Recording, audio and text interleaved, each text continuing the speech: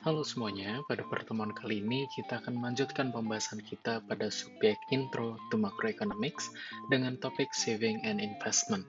Jadi di dalam topik ini kita akan kembali bertemu dengan rumus expenditure approach dari GDP, yaitu Y sama dengan C plus I plus G.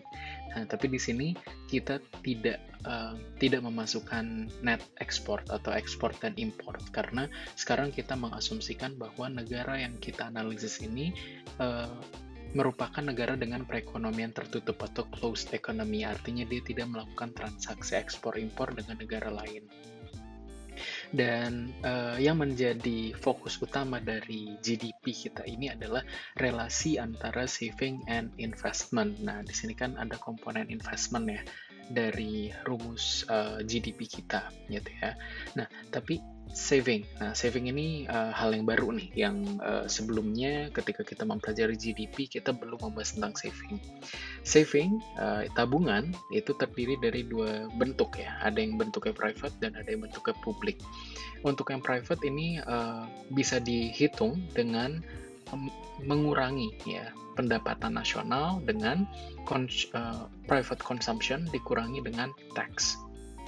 Sedangkan untuk public ini artinya uh, tabungan dari pemerintah gitu ya, yang mana dapat kita ukur dari tax dikurangi dengan government expenditure gitu ya, sehingga kombinasi dari keduanya ini membentuk yang namanya national savings ya, yaitu private savings dikurangi dengan public savings.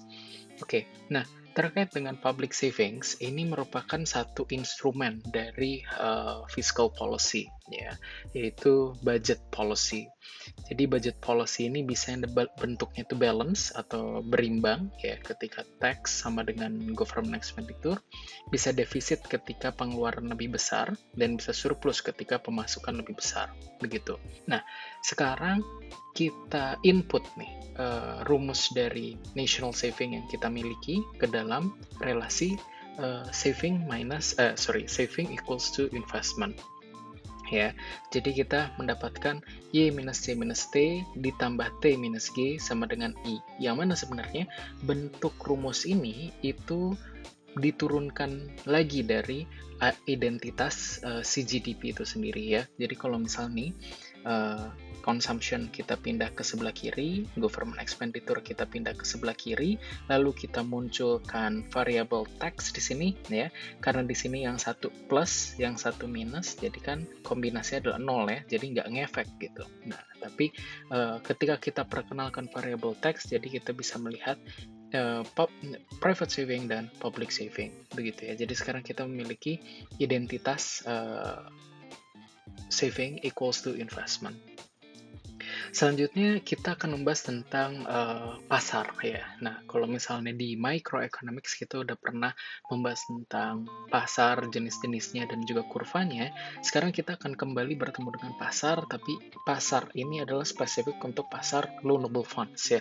Loanable funds itu adalah dana yang nganggur gitu ya, dana nganggur yang bisa digunakan untuk investasi yang bersumber dari saving. Maka dari itu, supply for loanable funds itu munculnya dari savings dan demand for loanable funds itu munculnya dari investment, begitu ya.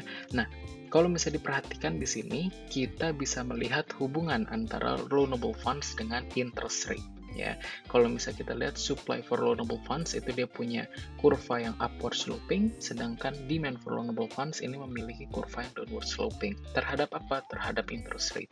Logikanya seperti ini. Untuk savings, kalau misalnya kita memiliki uang gitu ya, lalu kita ketahui bahwa interest rate saat ini sedang tinggi, kan orang-orang akan lebih prefer untuk menabung karena return-nya itu lebih tinggi gitu ya daripada di spend. Di sisi lain, ketika interest rate itu tinggi, investment itu akan turun, ya, atau demand for loanable fund itu akan turun. Logikanya gimana? Logikanya adalah karena untuk melakukan investasi dalam hal ini bisa membangun pabrik, bisa membangun infrastruktur, bisa memulai bisnis, itu dananya minjem dari bank. Kalau misalnya interest rate-nya itu tinggi, maka biaya pinjamannya pun akan semakin tinggi. Sehingga kalau misalnya interest rate-nya tinggi, permintaan atas loanable funds pun juga akan semakin rendah ya. Bisa dilihat di sini. seperti itu. Nah, sebaliknya dari supply for loanable funds yang justru kalau misalnya interest rate-nya semakin tinggi, maka supply for loanable funds pun akan semakin tinggi seperti itu. Nah, baik.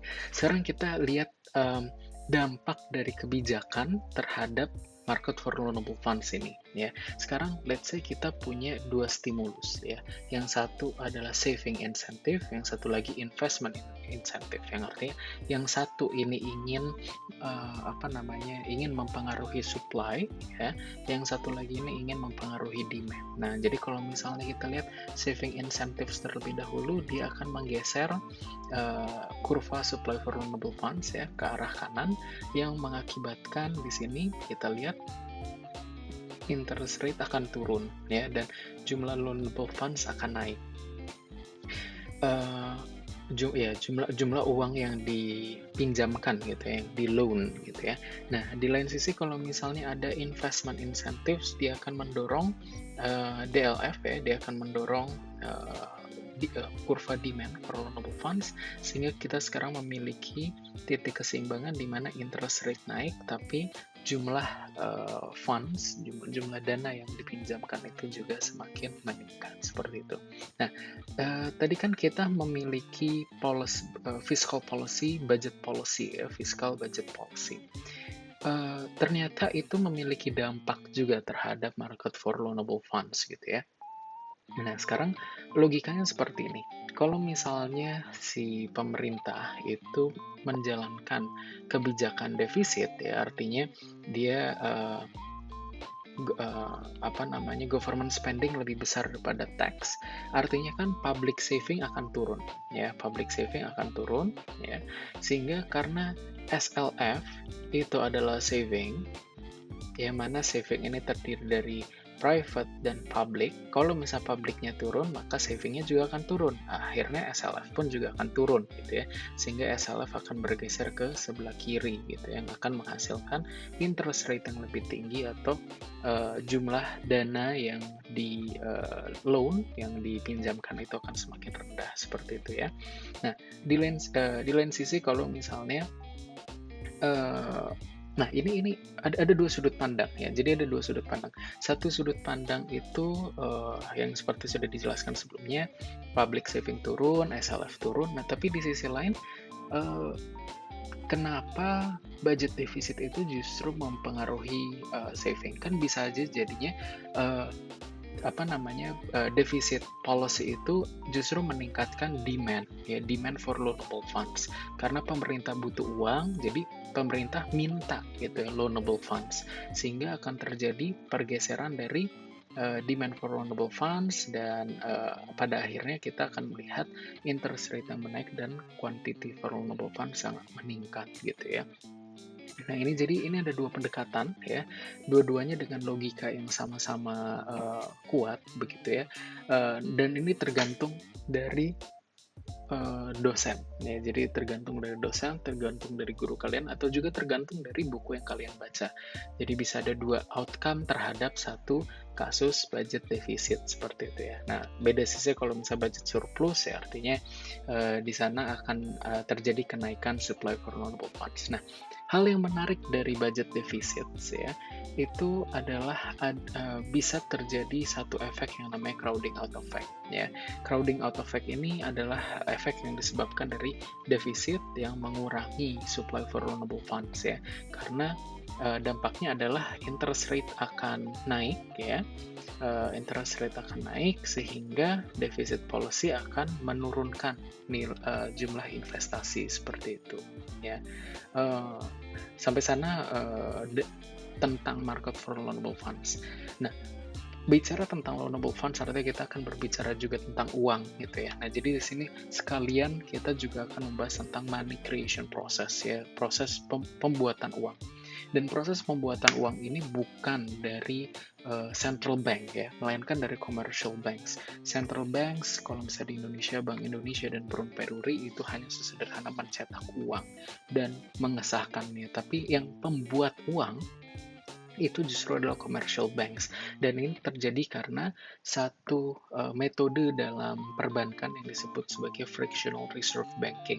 Jadi fractional reserve banking ini maksudnya adalah ketika dari bank sentral itu menambah jumlah uang yang beredar gitu ya, akan ada sebagian dari uang tersebut yang harus disimpan dan sebagian lainnya yang dipinjamkan gitu ya. Nah, jadi kalau misalnya di sini kondisinya adalah dari Bank Indonesia menentukan reserve requirement ratio ya, atau rasio penyimpanan di bank itu adalah 10%. Artinya kalau misalnya dari central bank itu mendeposit 100 ya, mendeposit 100 nilai mata uang gitu ya, yang perlu jadi reserve adalah hanya 10%, artinya cuma 10 aja, 10 nilai mata uang. Dan 90%, 90 lainnya itu bisa menjadi loan, ya, bisa dipinjamkan ke orang lain. Dan kalau misalnya 90 ini di loan ke bank kedua, gitu ya, ini bank umum pertama, ini bank umum kedua, jadi nanti di bank kedua akan mencatat deposit sebesar 90 dan reserve sebesar 9, yang di loan adalah sebesar 81. Dan ini terus terjadi hingga bank ke infinite gitu ya, bank paling ujung. Dan ini artinya apa? Artinya kalau misalnya kita melihat uang yang beredar itu bukan 100 ya, tapi 90 ditambah 81 ditambah seterusnya seperti itu. Nah, jadi cara menghitungnya bagaimana dong? Jumlah uang yang beredar begitu ya ketika terjadi suatu injeksi ke dalam perekonomian. Nah, cara menghitungnya adalah dengan money multiplier. Seperti itu. Money multiplier kita di sini adalah rumusnya 1 per reserve requirement ratio. Kalau misalnya reserve requirement ratio kita 10% dan jumlah uang beredar ditambah sebanyak 100 ya, artinya kita mencari money supply adalah sebesar 1 per 10% dikali dengan 100 ya. 100 ini jumlah uang awal yang ditambah ke dalam perekonomian gitu ya. Jadi ini hasilnya adalah sebesar 1000 gitu ya. Jadi nanti kalau misalnya kita totalkan gitu ya, nanti hasilnya adalah sebesar 1000. Seperti itu. Baik, itu dari money creation process yang berhubungan yang membahas tentang hubungan antara central bank, commercial bank, dan fractional reserve banking system gitu ya. Nah, selanjutnya ketika kita membicarakan tentang central bank, tentu kita juga akan membahas tentang monetary policy gitu ya. Monetary policy ini ada 4, ada open market operation, discount rate, reserve requirement, dan interest on reserve. Nah, ini setidaknya 4 ini yang inti. Setiap bank sentral pasti memiliki kebijakan moneter masing-masing gitu yang berbeda-beda, yang dirasa lebih cocok dengan negara masing-masing. Yang pertama kita membahas tentang open market operation atau jual beli surat berharga ya. Kalau misalnya dia ingin meningkatkan jumlah uang yang beredar, maka central bank akan membeli sekuritas gitu ya. Kalau misalnya mereka membeli sekuritas artinya kan ada uang yang keluar gitu. Sedangkan kalau misalnya mereka ingin menurunkan jumlah uang yang beredar, maka mereka akan menjual sekuritas agar uang masuk ke dalam bank sentral. Kalau misalnya discount rate, ini artinya bank sentral memberikan satu arahan, ya, satu perintah untuk menaik turunkan interest rate untuk saving dan loan, gitu ya, untuk tabungan dan pinjaman, gitu ya. Kalau misalnya bank sentral berorientasi untuk meningkatkan money supply, interest rate akan diturunkan, sebaliknya interest rate akan dinaikkan. Ada reserve requirement juga ya, jadi berapa besar dari total reserve dari total aset yang dimiliki itu yang harus atau dari total deposit yang harus dijadikan reserve gitu ya. Nah, ini kalau misalnya reserve requirement yang diturunkan, maka money supply akan naik, sebaliknya kalau misalnya reserve requirement dinaikkan, maka money supply akan turun. Interest on reserve, nah ini jadi karena central bank itu juga menjadi bank para bank komersial gitu ya. Kalau misalnya interest on reserve dinaikkan, maka nanti akan lebih banyak uang yang masuk ke dalam bank sentral, dan kalau misalnya interest rate diturunkan, maka akan lebih sedikit uang yang masuk ke dalam bank sentral. Tentang jumlah uang ya, artinya ini kita sekarang membahas tentang dampaknya apa sih jumlah uang yang beredar gitu terhadap perekonomian atau terhadap uang itu sendiri. Nah, kita akan belajar tentang The Quantity Theory of Money dari David Hume, atau mungkin teman-teman juga pernah tahu mungkin rumus yang serupa dari Irving Fisher gitu ya, tapi di sini dari David Hume yang ngebahas tentang quantity theory of money, yaitu M dikalikan V sama dengan P dikalikan Y ya. M ini adalah jumlah uang yang beredar, V itu adalah velocity of in circulation, P itu adalah price, Y itu adalah quantity ya, quantity of goods atau number of transactions seperti itu.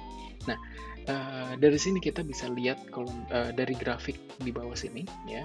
Ini menarik grafiknya ya. Kita ada 3 sumbu di sini ya. Kalau dijelaskan sedikit, ini sumbu value of money, ini sumbu quantity of money, dan ini sumbu price, begitu ya.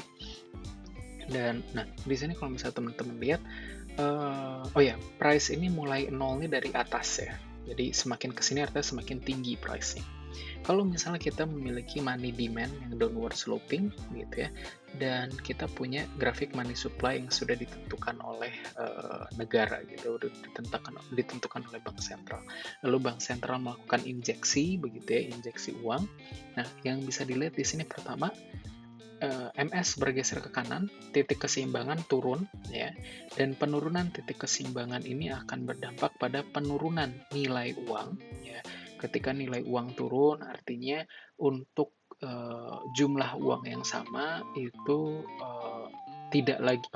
untuk jumlah barang yang sama tidak lagi bisa diperoleh dengan nilai uang dengan suatu nilai mata uang gitu ya, jadi harus bertambah juga gitu ya. Layaknya scarcity, layaknya kelangkaan, semakin banyak atau semakin berlimpah suatu barang, maka nilai barang tersebut akan semakin rendah. Nah, uang pun juga kayak gitu, semakin banyak jumlah uang yang beredar, nilai uang pun akan semakin rendah. Dan ya di sini kenaikan dari money supply artinya quantity of money naik, dan di sini price ya yang sumbu nolnya ada di atas ini, dia akan naik ya. Jadi harga-harga akan menjadi semakin mahal. Oke, baik. Sampai sana pembahasan kita kali ini. That's the end of this video, and I hope you can learn something about saving and investment, market for renewable funds, also how the fractional reserve banking works, also the quantity theory of money, and I will see you guys in the next video. Thank you for watching. Goodbye.